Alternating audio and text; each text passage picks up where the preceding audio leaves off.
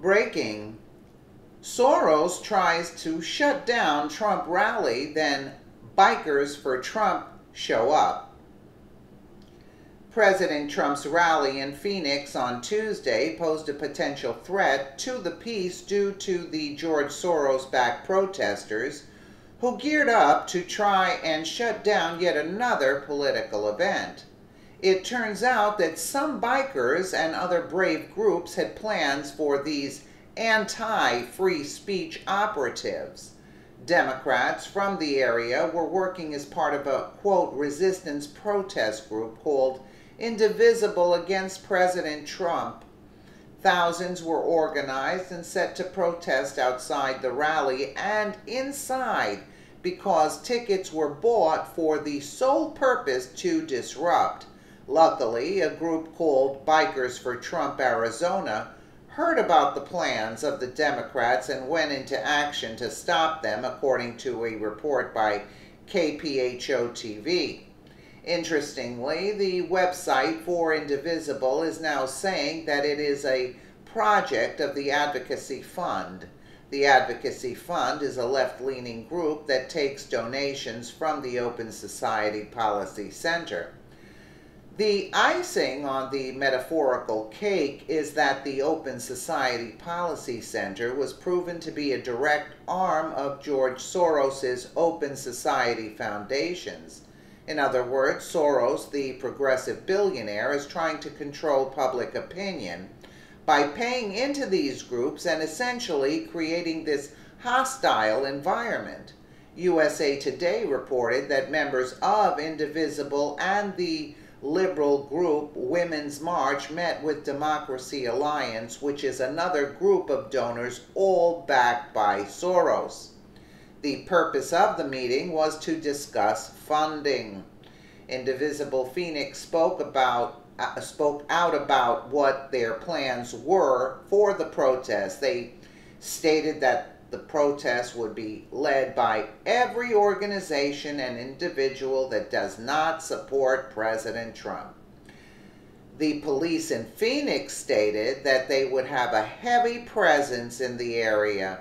However, law enforcement has been standing down during violent riots staged by the left recently. Luckily, there were people in attendance who aren't bought by Soros funding. They made sure that everyone could safely attend the rally. What a difference, right? What a difference between the left and the right groups that are funded by Soros, right? Bikers for Trump Arizona delivered a powerful call to action for everyone involved in their group. The message got through loud and clear, and they were not alone. The call to action read, Donald Trump is coming to Phoenix Convention Center to hold a rally. There have been plans for Charlottesville sympathizers to protest. We need our bikers to show up and keep people safe. More protest groups are found to have ties to George Soros's Open Society Foundation. Is it time to investigate him? Of course, we've been saying this for the longest time. The statement continued, they are supposed to start at 6. We think we need to be there by at least 4.